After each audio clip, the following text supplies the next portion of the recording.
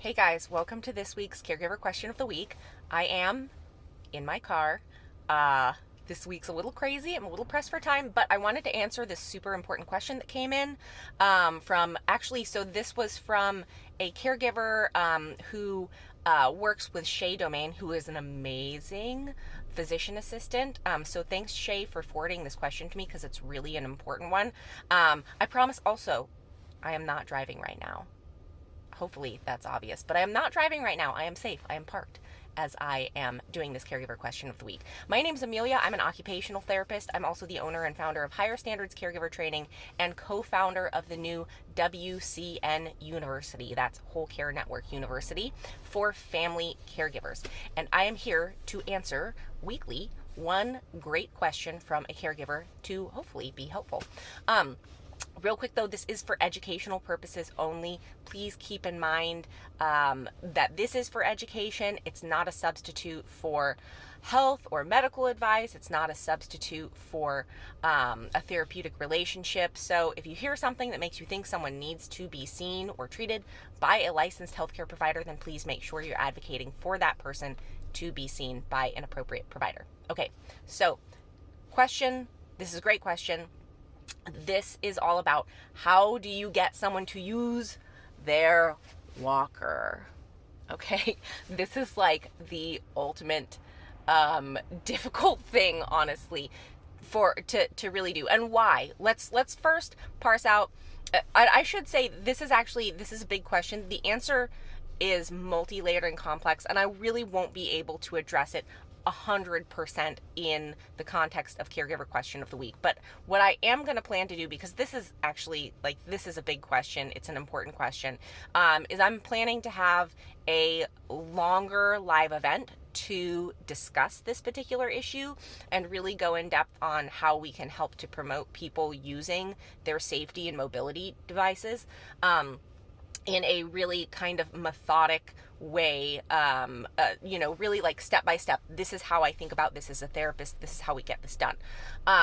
So when, of course, understanding that we can't control everything, but this is how we have better success getting people to actually use the mobility devices that are recommended to them.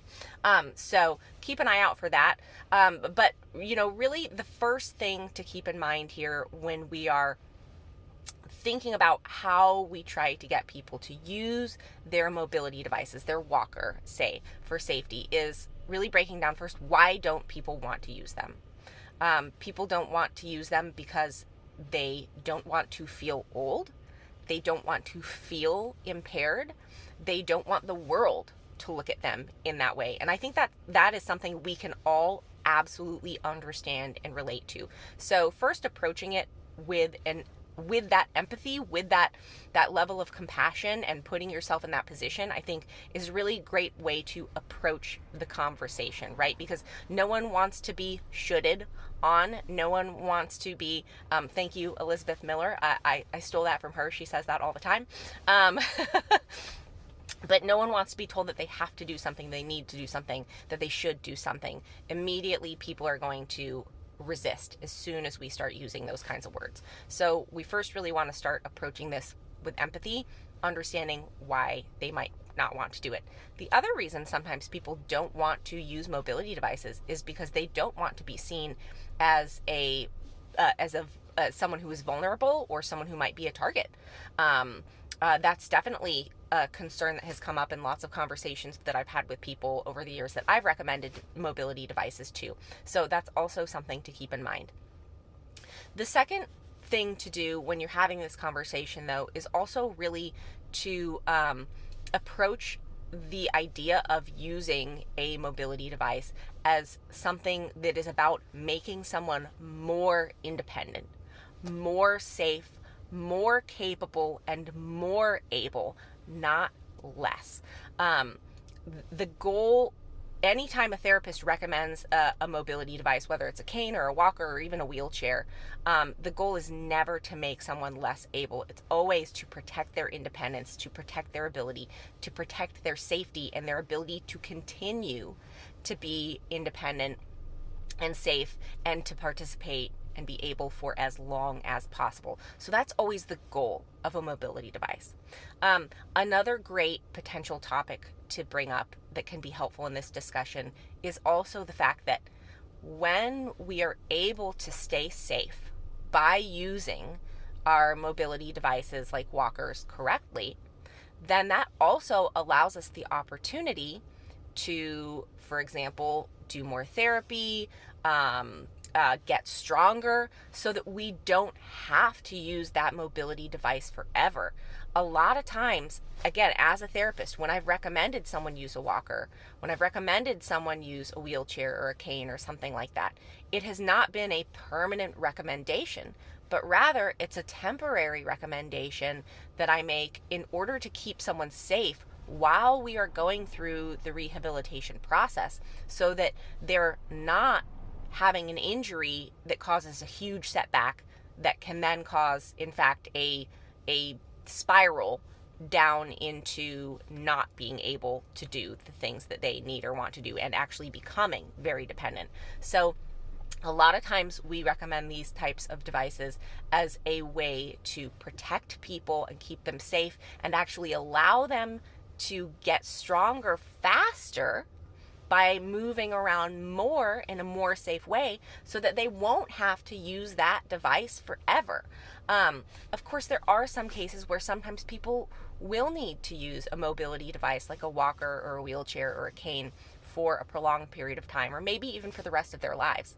But if you kind of help divide that choice up, think about the choice is either, we can use this device, you can be safe, you can participate, you can continue to be healthier and do what you want to do, because that's really what it's about, right? It's about doing what you want to do.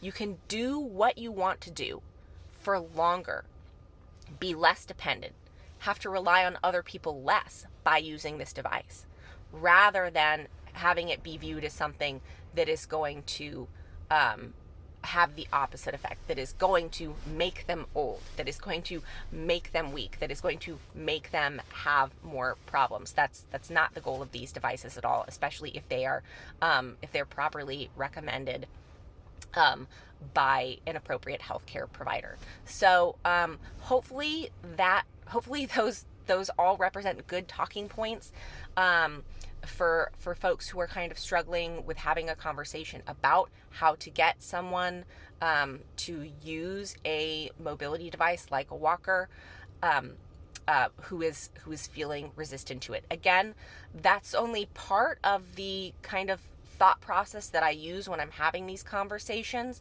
There are definitely additional layers and things that you can do in order to help encourage people to make that right decision to use the recommended mobility device.